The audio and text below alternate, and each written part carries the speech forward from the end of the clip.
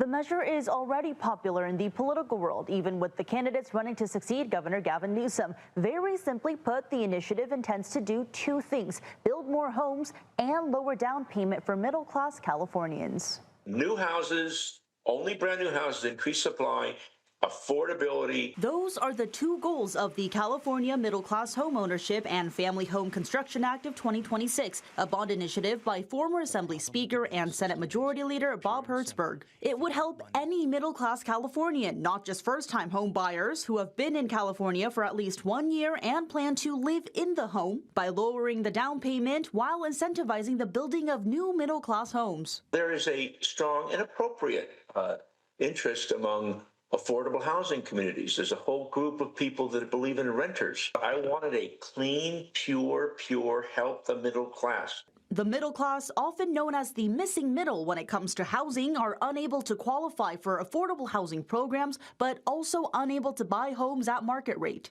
The middle class, the working Californian who can afford to maintain that home but cannot afford or is struggling to get that down payment. The California Association of Realtors is helping to fund the initiative, saying California is in a home ownership crisis. The standard down payment in California is around 20%. The bond would instead allow for a 3% down payment and a loan on the remaining 17%. 3% down versus 20% down of whatever that number is going to be dramatically less. That's the biggest barrier. How do you save that kind of money? So who pays for that loan? Not taxpayers. It's a $25 billion revenue bond, meaning the project would eventually fund itself as home buyers repay their loans.